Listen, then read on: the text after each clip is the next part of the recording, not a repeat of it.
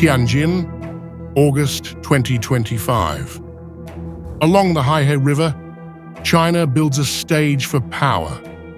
The 25th Shanghai Cooperation Organization Summit, the largest in its history, will bring together more than 20 world leaders and 10 international organizations. For Beijing, this is not routine diplomacy, it is choreography, timed to the week of China's Grand World War II victory parade, marking the 80th anniversary of fascism's defeat. A double act designed to show power and defiance.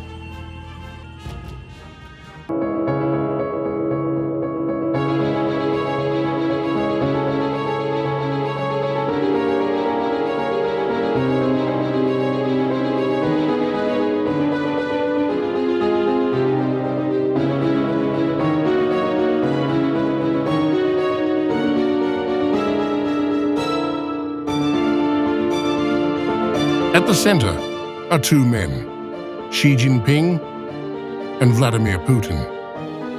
They have met or spoken 7 times in just 1 year, an intensity of contact unmatched by any other leaders in today's world. 7 encounters in 365 days, 1 every 52 days on an average.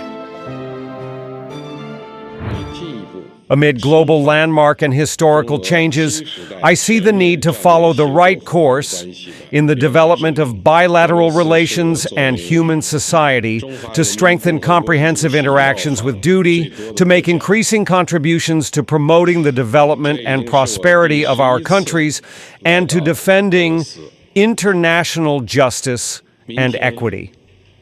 It is important to remain trusted friends forever in the spirit of tested friendship. From Moscow to Beijing, from phone lines to summit halls, the message is clear.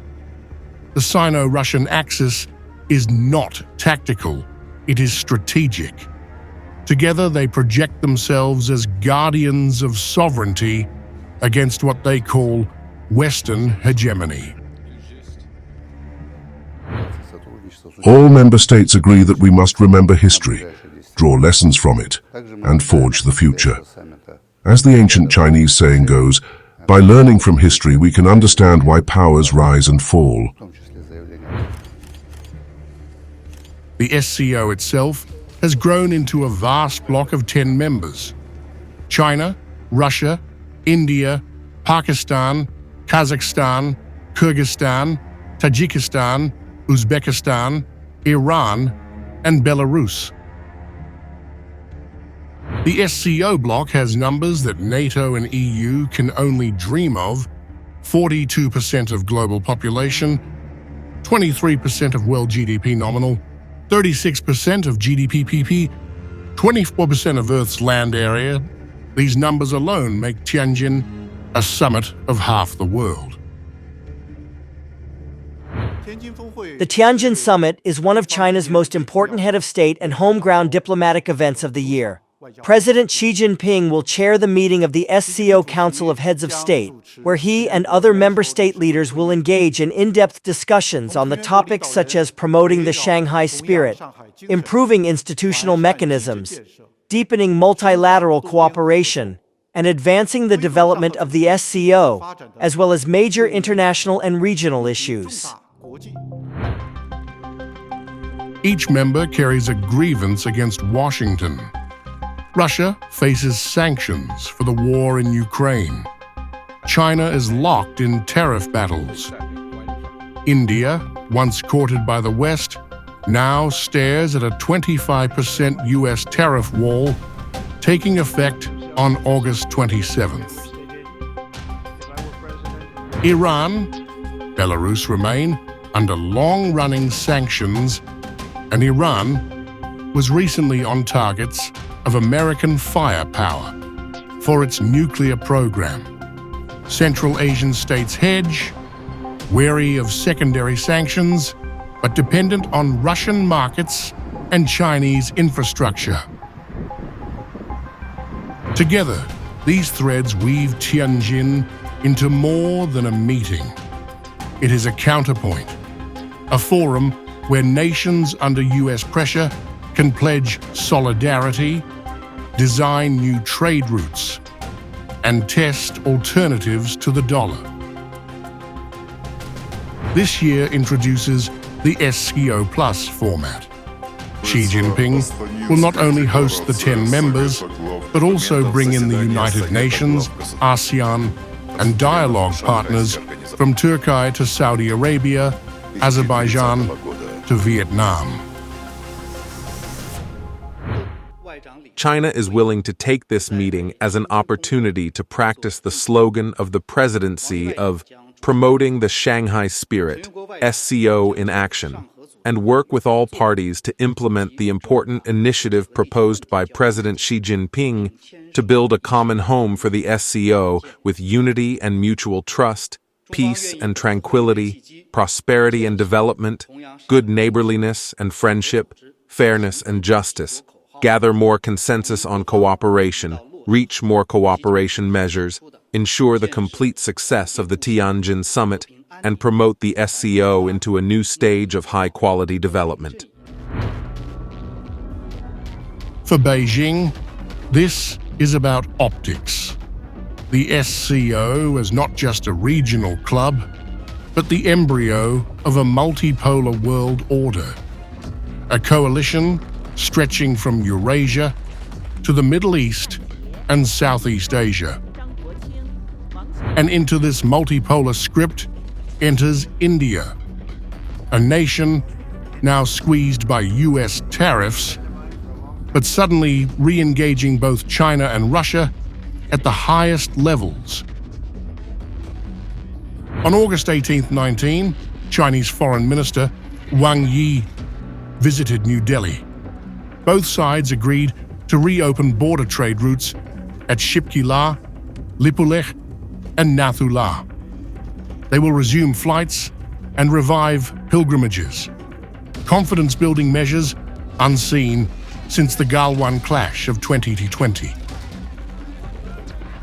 Prime Minister Narendra Modi will travel to Tianjin, his first China visit in years. For Xi, it is proof that dialogue has resumed. For Modi, it is leverage, a chance to balance between Washington, Moscow, and Beijing. Putin, too, has courted India. This month, he personally met NSA Ajit Doval and Foreign Minister Jai Shankar at the Kremlin. Energy, arms, and trade dominated the agenda. Putin has confirmed he will visit India later this year. India now finds itself at the center of three axes, courted by Russia, reconciled with China, and pressured by America. Tianjin gives Modi the rare stage to play all sides at once. We are a country where actually the Americans said for the last few years that we should do everything to stabilize the world energy markets, including buying oil from Russia. Incidentally, we also buy oil from America, and that amount has been increasing.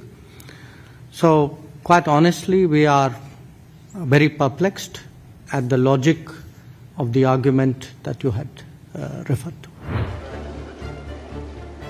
Meanwhile, Russia and China have turned rhetoric into systems. Nearly 95% of their trade is now settled in rubles and yuan. Moscow's currency market runs on the yuan, and Beijing is piloting digital yuan systems to bypass the dollar entirely. China ranks first in relationship with Russia when it comes to trade. In 2024, this index broke another record of US $245 billion. In turn, our country is also one of the leading foreign trade partners of the PRC, investment cooperation is actively developing, and about 90 Russian-Chinese projects of 200 billion are to be implemented. Energy flows have also been rewired. Russia, once Europe's top supplier, now ships record crude volumes to China and India. Projects like Power of Siberia 2, though still under negotiation, symbolize Moscow's permanent pivot east. And then, after Tianjin, comes the theater, September 3rd, Tiananmen Square. Xi and Putin, shoulder to shoulder, reviewing missiles, drones, and hypersonic weapons in China's Victory Day parade. The military muscle behind the diplomatic words. 365 days, 7 Xi-Putin meetings. 20-plus leaders, 10 international organizations, 10 SCO members, 1 summit, 1 parade. 3 days. This is diplomacy, the choreography designed to stress test Western hegemony and to announce that Eurasia is ready to chart its own course.